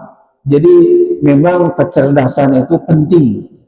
Mungkin pernah dengar Imam Syafi'i katanya usia 7 tahun sudah hafal Quran 30 juz, ya. Usia 10 tahun sudah hafal hadis muwatta. Imam Malik kemudian usia 12 tahun sudah menjadi mufti, pemberi hukum fatwa di fatwa-fatwa hukum di Masjidil Haram. Itu menunjukkan begitu cerdas. Ini kecerdasan ini penting. Yang kedua, enggak cukup dengan cerdas aja, harus disertai dengan wahirsin, yakni semangat membaca.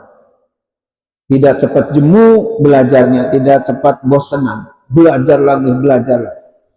Ya, saya sendiri ketika di pesantren adalah pada zuhur belajar, pada asar belajar, pada maghrib belajar, pada isya belajar, pada subuh belajar. Ya, terus terang aja memang waktu itu saya karena orang tua udah pesan kamu nanti jadi ajengan supaya jadi kiai, ya, jadi lebih fokus memang kepada belajar ngaji daripada sekolah. Ya, sekolah sendiri terus terang aja saya sanawiyah hanya setahun aja, ya, karena kelas 3 langsung ujian aja.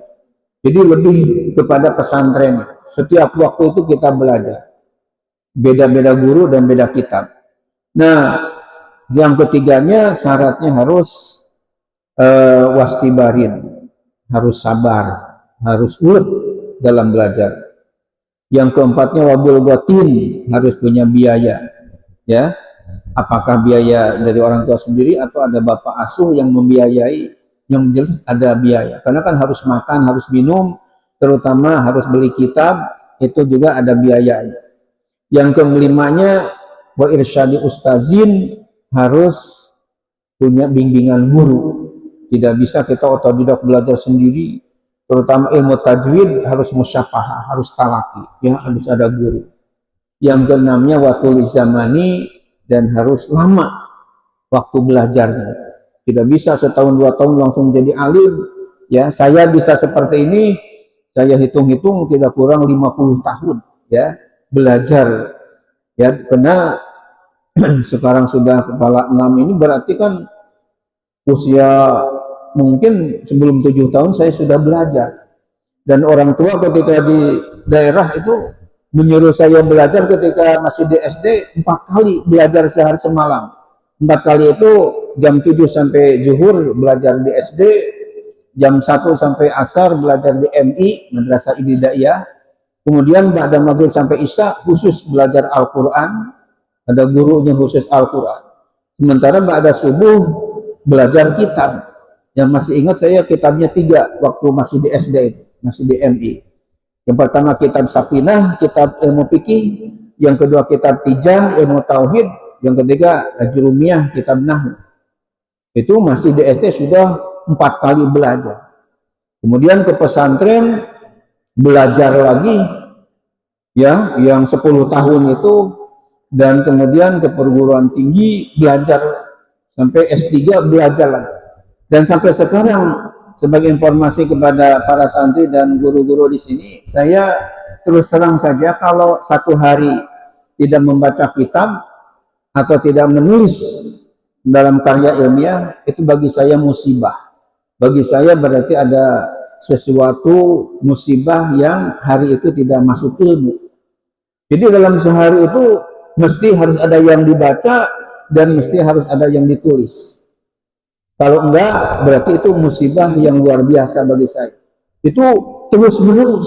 Bayangkan kalau 50 tahun setiap hari baca terus dan nulis terus, ya tentunya ilmunya akan banyak. Ya, jadi harus rajin. Begitu. Kalau misalnya malas ya susah ya jadi alimnya. Nah, maka dan tulis zaman itu lama masa. Ditambah lagi sebagai tambahan pada akhi Ustaz Hidi tadi yang saya muliakan, di dalam kitab Fawaidul Makiyah bima yahtajuhu talabatus syafi'iyah ada tambahan untuk supaya menjadi alim besar juga, kata beliau halatul ilmi arbaun, ada 4 lagi tambahan dengan ungkapan yang sangat indah. Saya sendiri tidak nambah-nambah, tidak ngurang-ngurang ya. Jadi ungkapannya itu yang pertama katanya aklun rojah, yang kedua syaihun fattah, yang ketiga kutubun sihah, dan yang keempat mudawamatun wa ilhah. Jadi semuanya ujungnya hahah semua ya. Yang pertama apa? Yang pertama tadi aklun rojah, punya IQ yang cemerlang, yang sangat tidak. Yang kedua, Syaikun Fatah, punya guru Syaikun biasa besar, Fatah, saya baru dari Patih, yang sangat membuka, menjelaskan berbagai pertanyaan dari titik. Karena guru itu kiai tidak semuanya Fatah, ada yang cuma Patih, yang satu mempelajari, membuka, menjawab satu ilmu aja, kayak ilmu fikih, atau ilmu tauhid, atau ilmu tafsir. Tapi enggak menyeluruh. Nah, usahakan gurunya yang ilmu menyeluruh. Sehingga ketika murid nanya masalah fikih, dia memang pakar. Ketika muridnya nanya ilmu tauhid, dia juga bisa ilmu nahwu, termasuk ilmu hadis dan yang lainnya. Dia menguasai itu di antara cara untuk menjadi cerdas atau menjadi ahli. Yang ketiganya kutubun sih, dia harus memiliki kitab-kitab yang benar isinya. Jadi bukan hanya 1-2 kitab saja yang dimiliki, apalagi sudah kuncalnya terkumal, sudah kuncal kitabnya kumal lagi, ya, alias kotor, apalagi yang sudah sobek-sobek.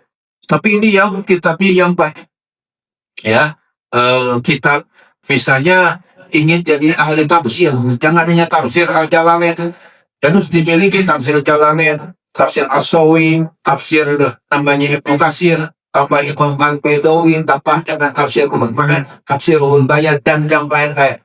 Sehingga di saya ya tidak kurang 30 judul kitab tafsir pun, dari mulai 1 jilid sampai 30 jilid.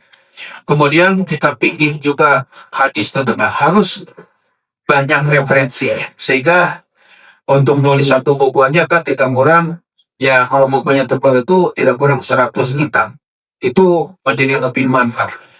Kemudian yang terakhir ada mudawamatul ilhah, belajarnya harus terus menerus dan tidak cepat jenuh.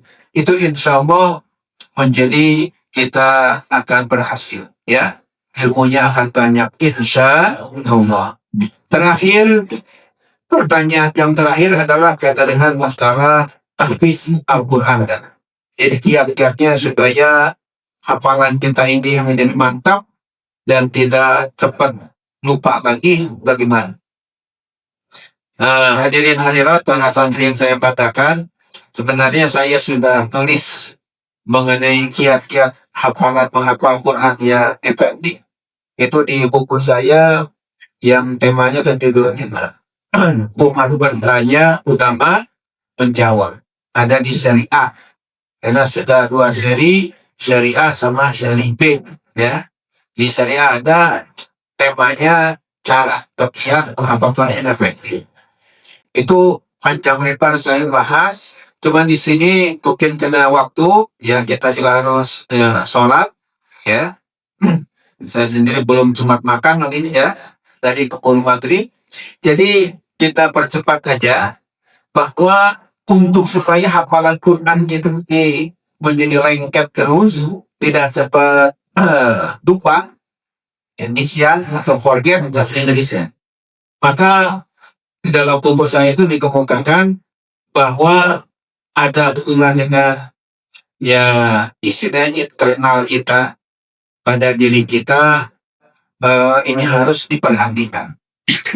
Apa yang harus diperhatikan? Yang pertama, akniyatul holism. Jadi ketika kita menghafal Al-Quran itu harus dipasang niat yang ikhlas semata-mata karena Allah. Bukan karena ingin dipuji, bukan karena ingin hadiah ketika MHQ misalnya musafafah Al-Quran, tapi ingin mencari ridho Allah. Ini harus ditanggung. Yang kedua, selain masalah tadi ikhlas dan tamakuf, kita ketika menghafalnya harus ada musyrik, ada instruktur yang menyimak. Kadang-kadang kan kalau tadi simak itu suka ya ada huruf yang tertinggal atau kelebihan, fa'amma atau amma, ta'alun atau ya'alun. Ini kadang-kadang suka keliru. Nah kalau ada yang menyimak tentu akan dibetulkan dan akhirnya lurus betul bacaan kita. Kemudian lagi yang perlu diperhatikan adalah kita harus banyak murojaah. Kita harus banyak mengulang-ulang hafal. Karena kata Nabi dalam hadis Bukhari Muslim dikatakan, innama masalul sholibil Quran kapasalil jimilil Quran in akta taiha apsa'aha wa in akatuha sahabat mutafaq alaih. Artinya perumpamaan orang yang hafal Quran itu taubahnya seperti binatang unta yang biasa diikat. Kalau misalnya unta ini terus diikat, insya Allah tidak akan lari, tidak akan kabur, ada terus di dekat kita. Kenapa? Karena diikat dengan tampang yang kuat. Tapi kalau binatang unta ini tidak diikat, dilepas begitu aja, maka dia akan pergi tanpa berhasil. Hafalan Al-Quran juga demikian. Kalau kita ikat dengan murojaah mengulang-ulang, maka akan hilang pergi tanpa berisilah. Walaupun sudah yasin hafal lancar, tapi kalau misalnya sepiku sebulan dengan ulang-ulang, ada yang lupa. Waqiah juga diingat dan surah-surah yang lain. Sebagai perbandingan, kenapa surah Al-Fatihah rata-rata pada lancar, tidak betok-betok, tidak lupa? Ya, jawabannya menurut saya karena surah Al-Fatihah ini banyak diulang, paling tidak 17 kali sehari semalam. Dikenakan sholat berapa rakaat? 17. Ya. Subuh 2, zuhur 4, asar 4, maghrib 3, isya 4. Setiap rakaat baca Fatihah enggak? Baca. Berarti 17 kan. Itu yang pokoknya sebelum yang qobliyah ba'dahnya, tahajudnya, duha berapa? Tidak kurang 20 kali. Makanya Fatihah itu lancar karena banyak diulang. Dan saya yakin surah yang lainnya pun kalau banyak jumlah akan lancar seperti kita baca Al-Baqarah. Ya, ada yang mengatakan surah Al-Mudaththir katanya agak sulit. Tapi kalau saya karena mungkin sudah dengar menjadi ya biasa. Bismillahirrahmanirrahim. Ya ayyuhal mudaththir fa'anzir wa rabbaka fakabir wa siyabaka fatahhir wa banjur walakat tasnakir wa rabbika fasbir, dan seterusnya akan lancar seperti kita baca Fatihah. Dan yang terakhir supaya hafalan ini lengket terus, kita hanya meninggalkan maksiat. Ya, karena mungkin pernah dengar ada Imam Syafi'i yang hafal Quran dari kecil, tapi pernah mengadu kepada gurunya Waqi' al-Jarh. Dalam saya itu dikatakan, apa waktu ila Waqi' an-Su'idin zi fa'arsyadani ila tarkil as ya anna nurun min ilahi wa nurun ilahi dari asi. Aku telah berkonsultasi, curhatlah kepada guru saya Waqi' al-Jarh tentang buruknya hafalan. Artinya suka ada yang lupa. Fa'arsyadani ila tarkil as. Beliau memberikan bimbingan kepada saya supaya meninggalkan segala maksiat kepada. Kenapa li'anal ilmu? Dengan karena ilmu hafalan ini dulu diilami. Cahaya dari Tuhanku, Tuhan mengufuh layu dalil asih, dan cahaya ini tidak akan dihadiahkan, tidak akan diberikan kepada yang berhak. Jadi oleh karena itu, usahakan baik maksiat mata, maksiat telinga, maksiat tangan, maksiat perut, kaki dan sebagainya harus kita coba. Insya Allah Al-Quran yang suci tadi akan lengket di dalam tubuh kita, jiwa kita yang bersih. Mudah-mudahan apa yang dijelaskan dari awal sampai akhir ada manfaatnya. Ya, kita akhiri dengan berdoa kepada Allah. Mudah-mudahan segala tinta kita, program kita, rencana kita dikabul oleh Allah Subhanahu wa Ta'ala. Amin ya Allah ya Rabbal alamin. Allahumma shalli ala sayyidina wa habibina syafi'ina wa lana wa sallallahu radhiyallahu tabaraka wa ta'ala rasulillah ajma'in. Allahumma inna nas'aluka ilman nafi'a wa rizqan halalan thayyiban wa 'amalan shalihan mutaqabbalan. Allahumma inna maslaha wal manfa'a wal 'afiyah wal barakah khatimah. Allahumma ja'alil Qur'ana fi dunya qurina wa bil qabri furisa wa bil qiyamati syafi'an wa minan nari sitra wa hijab wa bil jannati ghaliya wa iqa bi rahmatika ya Rabbi. Rabbana atina fid dunya hasanah wa bil akhirati hasanah wa qina azabannar. Wassallallahu ala sayyidina Muhammad wasallam. Subhana rabbika rabbil izzati amma yasifun wa salamun alal mursalin walhamdulillahi rabbil alamin. Terima kasih atas segala perhatian dan mohon maaf atas segala kecelakaan dan kekurangan. Insyaallah setelah selesai akan datang kita akan berjumpa lagi untuk membahas ilmu agama yang sangat penting. Demikian, akhirul kalam. Assalamualaikum warahmatullahi wabarakatuh. Waalaikumsalam.